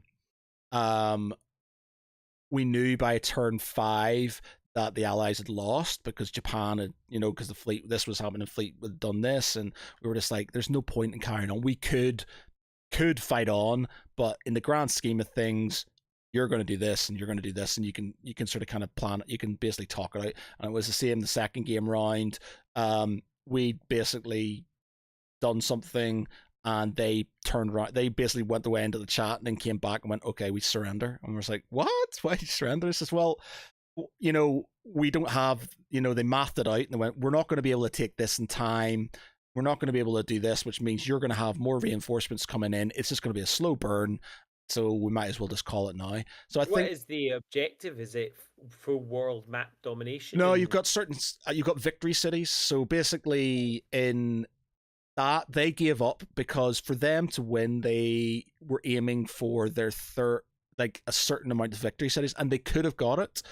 But because I reinforced India, I was playing Russia, and I basically helped Phil, who was being the English, the British, and I sort of reinforced from coming from the Crimea and stuff into India, and because I did that, they didn't have the units to take it within the time limit they needed to be able to win the game and knock us out straight away. Had they done that, they could have won the game. But because they didn't, and they knew everything else was against them, they just went, we can't win now. So because everything else was, they basically put everything on that one sort of big attack, and it didn't pay off, and that was it. So this kind of right. Well, that's the turning point there. So it always comes to a turning point. I don't think I've ever got a game, and we played Axis and Allies for many, many, many years, where we've won by victory cities. It's literally got to a point where we've gone, yeah. Well, it's turn 5, it's turn 6. The tipping point's over. It's going to take another 4 or 5 turns, but you're going to win in the end, and that's just you just leave it. One of those difficult things, isn't it? Is balancing the achievable goal versus sort of speed, like in a reasonable playtime. Because I bet you that's not as satisfying as fighting to the last and you clawed that final city off of them and then you won. Like in Total War, you've got short campaign, win 30 cities or whatever it is, and then long campaign, win 90 or whatever it is, and that makes you win. And I think you almost need something like that. You need, especially when there's multiple players, you need to almost incentivize multiple people ganging up on one when they get too powerful. Like if I'm on 29 regions, everyone attacks me at the same time, which is, I think it's pretty easy to balance in a game like, I don't know, Unstable Unicorns. You've got to get 7 unicorns and then you win game, so everyone else is going to attack you. Whereas in a war game, when you could potentially be against one person and everyone else is on the other side of the map, I think that can kind of be very hard to balance. Yeah, well, that's one of those things. I think there's some games do a good way of sort of balancing things. There's that game Medieval Universalis, which is like, I want to play it in real life with lots of players. Like me and my brother have played it. You got to book a weekend. Yeah, it's going to have to be now where you've got to book it in advance. You've got to yeah. get enough people. And it's one of those hard things. Is the longer and the more people you need, the harder it gets. Where you've got to get a couple of people to agree, a couple more people to agree for a couple.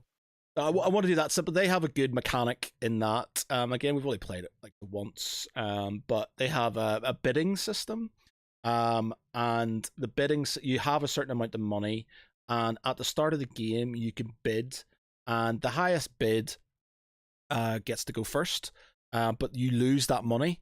And that money goes to the last person, the person who came last. So they've got more money to spend on things that might fuck them over and stuff. So they can spend money on cards, upgrades, on their army and stuff. And so it's got a good way of sort of, balancing things out quite well and stuff. And how many sort of hours do you think that will sort of expect to play? It's a massive game, man. Like if you had, now the thing about it is, it's not like, the way combat works is like it's pretty quick, and the armies aren't massive because armies are expensive. It's quite realistic in that you can't just have lots of armies running around because it costs you a lot of money and stuff. So the bigger armies you are, and it's not like in every other war game where you buy an army and that's it. There's upkeep, so every turn you have to pay for that army again and stuff. So you're paying for it, and then you're having to pay for it again. So you've got upkeep costs for it all. So you can cripple yourself. You can have a massive army, get absolutely crippled. It gets to the point where you're kind of hoping that you lose some guys because to plague or to a bad attack and stuff, because it means you're going to have a bit more money in your coffers because you need to pay for other things. Could you play like 15, 16 hours, so a single day? I reckon, yeah. Me and my brother did it over 2 days, but I don't think it was. I think it was like 6 or 7 hours both days, and we did it where we both played three nations each. The only thing is, like, if you had lots of people there, it would be like whereas we had a sort of combined view on what our nations were going to do. So we had, like, I was England, he was France. I think we had a Central European power each, and then we gave ourselves an Middle Eastern power as well and stuff. And so we had a sort of combined view within our 3 nations what we were going to do. So there was no sort of major diplomacy going on, because it was just like the diplomacy was between the 3 nations. We knew exactly what we were going to do, and there was combined arms against each other. Whereas if you're have 6, you can have up to 9 players in it, in 9 people fighting it out against each other. There's going to be a lot of toing and froing and diplomacy, and if you've ever played the game Diplomacy, you know, a lot of backstabbing and stuff going on, and because like there is trade involved and stuff, you know, and you know there's a lot of those mechanics, and it's just like, well, Cheap for wood. I don't want to go to war with him because I kind of need to trade with them, and you get bonus. The thing is, you can win that game through trade, and you can win the game by doing certain things, and you get certain points for certain things, which is quite good. And it also encourages you not to backstab people without cause, so you get sort of like negative points. So you've got a certain amount of points to win the game, but if you just attack somebody without Cassi Bellum, without reason, and without sort of declaring war, then you lose points, so it makes it harder for you to win. So my brother at the very when we were playing, we were all building up, and he was sort of kind of looking at his points, and he was just like, he was trying to do the math on it, and he just attacked me, and I was just like, you didn't declare war, you're going to lose points. And it's like, I know, but if these attacks win and I do this, it could work. It didn't, unfortunately, so he screwed himself over. But it gives you that thing because he lost points because he attacked me without provocation and stuff. So there's stuff like that, which is quite cool. That's so good. But yeah, see if someone says to me, oh, we're going to play 15, 16-hour game, I won't even blink. I'll do that. I'll get up at 6 a.m, play right straight through to 10 Really? p.m. You were the one who was saying like you don't want you want it fast, you want to play lots. You said to me at the start of this podcast you prefer to play lots of small games over, you know, lots of small games than one big long game. Yeah, if I only get to play for like, if I'm doing to my once a week a sort of event sort of thing, Okay. like if I can't get it regularly. So for example, the guys around here, they play every 2 weeks and they start at like 12 p.m. and finish at 5 p.m. And because of that, if I'm only getting to play once every 2 weeks, I want to play several different games to sort of stretch muscles. But no, I like campaigns, and that game is the definition of a campaign. The little battles are your engagements. They're your little games, but the campaign is what I want. So I don't want to play 5 games of Warcry that aren't linked. I want 5 games of Warcry that are linked. Yeah. But here, because I don't get to play it for every 2 weeks, and it's such a small section, I would rather just play little games, because you're like, oh, I can't be bothered. Like if I only get to play it, I'm only gonna get to play one game of 40k. But no, that absolutely. There's a game I used to play very confidently, was a Super Dungeon Explorer. Yeah. It's a cheapy dungeon explorer, and I was always the bad guy, and I would just make them suffer, because like if you're gonna put me in control of it, I'm playing to win. And it was so funny because they'd be getting annoyed. So what they would do is they'd fall back to the room, have the paladin guard the door, heal everyone up before moving forward. So it took them forever. They would crawl through the dungeon.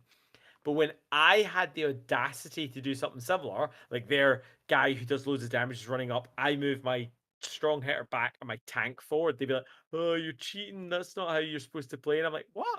I'm playing exactly the way you play. Like, if you want to play against the board, fine. But the whole point of choosing to play against a person is they've got their brain to sort of battle you with. Yeah. And that game we've easily played for 16 hours. Easily in one sitting. Two of my friends. I like long games. Like I'd happily, like my mum's table when I go back to Northern Ireland. In fact, I'm probably going to bring is or something with me when I go back in August. But my mum's table literally is just one big board game for like hours. My mum doesn't care, but it's just like, you know, it just sits there in stasis while me and my brother sit there and think. And it's like we come down, you'll come down in the morning, and my brother will be sitting there in his dressing gown, sitting there pondering his next moves and stuff like that. Yeah, not so good at that, but yeah, if you told me a 16-hour Warhammer game, that would be a push. But that sounds pretty fun. Yeah. Yeah. Need a lot of people. Maybe if you're feeling gutsy, you've got what, 9 daggers? You put the dagger up as the prize. Yeah. That means you've got guaranteed. Because how many times are you actually going to get to play that in your lifetime? Oh no, with 8 people. Yeah, exactly. You're not going to get to play that more than like 9 times. Yeah. So you could put the dagger up as the prize. Yeah. No, he hates that. Do you hear his voice? He absolutely hates that. I would say, you know, decluttering and all that and stuff. It's got some really nice components. Like I have to say, some of the miniatures are a bit like they're a bit warped and stuff, and they're not the best. But it's not really a dedicated war game. It's basically it's like Total War, but a board game version of it and Mm. stuff. So, we got you do get like keeps and things like that. There's a lot to it, but I can see it being really sort of kind of like shit happening because there's like event cards happen, like famine happens and like wipes out certain complete areas in on the map and things, and you know I can see that being really good because you'd have like an alliance with somebody and then suddenly something bad happens in your town and then that alliance kind of goes, oh, that's quite an easy way into your back doors right there. I think that's good. Do you feel though about when a player gets knocked out early, or how do you like to sort of protect that? Like, so for example, if we started playing that and someone got annihilated in the first hour of a I think 16-hour game. you'd have to have really, you can't just gang. Like I'm perpetually ganged up on any game like that. Like Risk, I don't Oh, all the time. poor man. I'm always ganged up on because it's just easy and it's funny to pick on Matt. But yeah, I think you have to have certain sort of like rules about sort of not sort of kind of all focusing on everybody. The good thing about that game is because it's based on Europe, sort of like North Africa, and sort of kind of in and around sort of well, what is the Ottoman Empire and stuff like that. So and then the bits of Russia and stuff. It's like you can't really. There isn't really any surrounding. There's no person who's in the middle and is going to get absolutely fucked because there's always Yeah. people to the sides and stuff like that. So it's quite the way it's spread. It's like England and France are naturally sort of going to butt heads and things like that. But then obviously there's France and Spain, and then there's lots of these little sort of like obviously Scotland and things like there's lots of little mini factions and stuff around, and I don't think it's going to have as much problems. Plus, again, the way the economy works and stuff like that, it's it's expensive to have armies and things. So kind of going around and declaring war on everybody can fuck you over and stuff. It's Mm. and again because there's that bidding system. Somebody could go right, fine. If he's fucking me over, I'm going to bid, and then you high bid, or you don't bid at all, and then you just get all these people money, and you just turtle up and stuff. So because you're getting all this money and stuff, right? So it makes it very hard for them. So I think it's got some good sort of ways to sort of around that. From my experience, and I've only played it once, and I'm sure we got some of the rules wrong, but from my experience, I think it's got certain things that would sort of. It's not like there's guys all over the board. The board was quite sparse.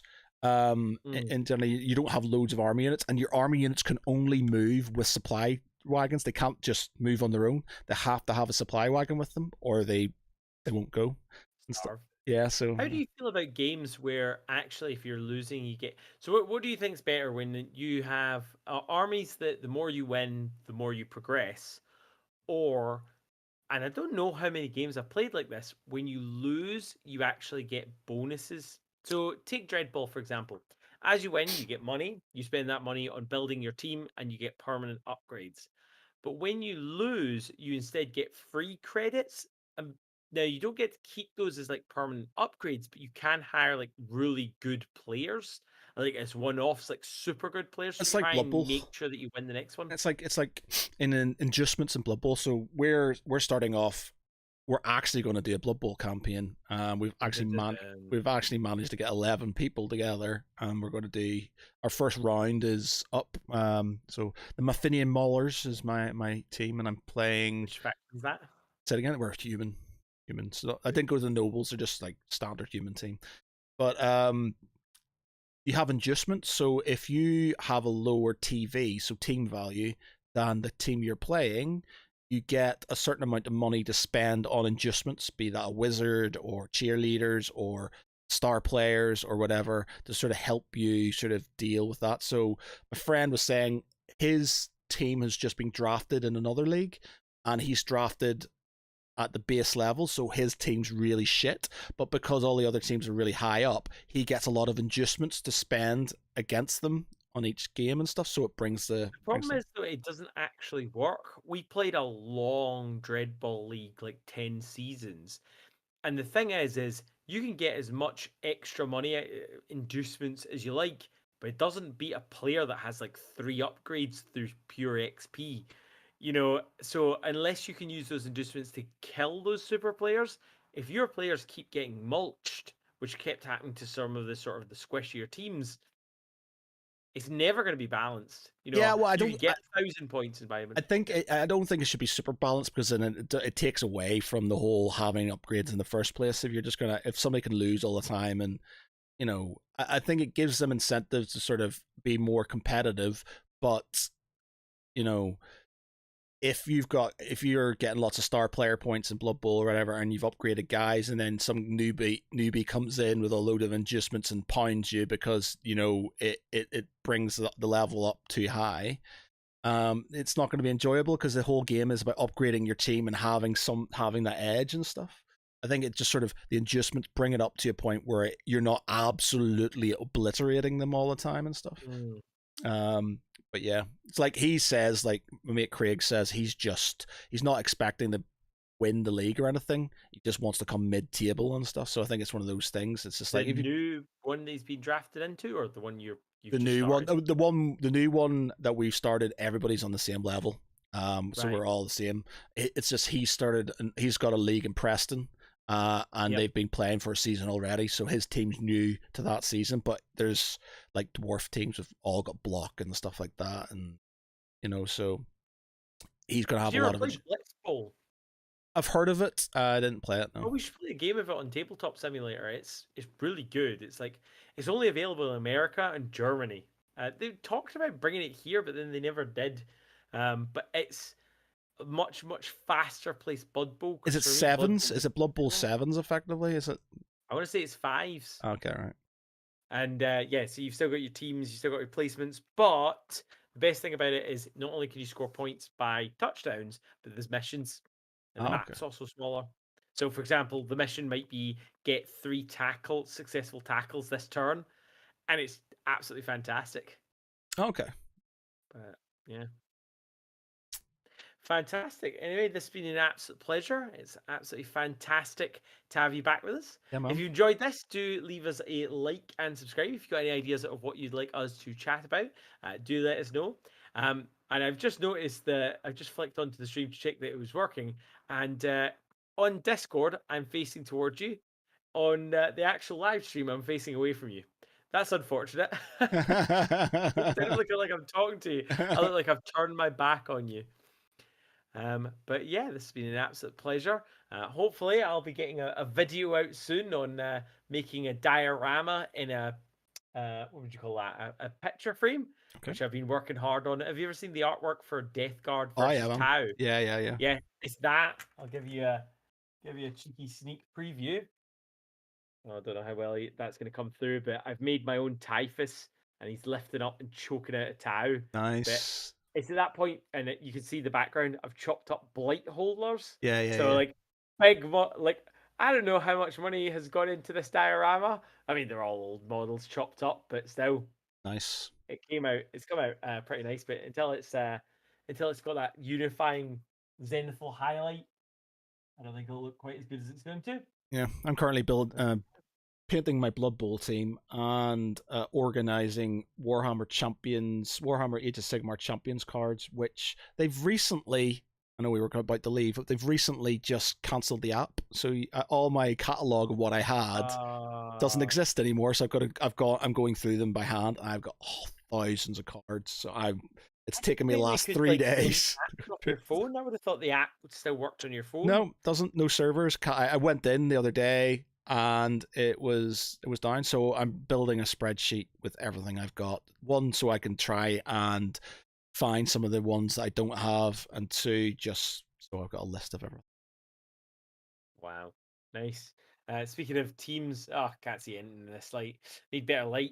But I started painting my guild ball, so I've got like the little board done, I've got the little pie done, and the little pot done. So I started my team as well. I think that was one of our challenges from like weeks ago. So is that the game for 2 weeks' time? Yeah, I should have. Well, like all the main colors are on my team and stuff. I've painted my coach. I've got one of my blitzers already done, but I should have a fair bit done. Not finished, but it should be a fair bit done. Fantastic. Well, that's the aim of the game then. So if anyone wants to join us, you got 2 weeks to paint up. How many models are you doing? God, I think there's about at the minute. Oh my goodness. Okay, seven models. Yeah. Well, thank you very much for watching, and we'll see you in 2 weeks' time. Bye. Bye.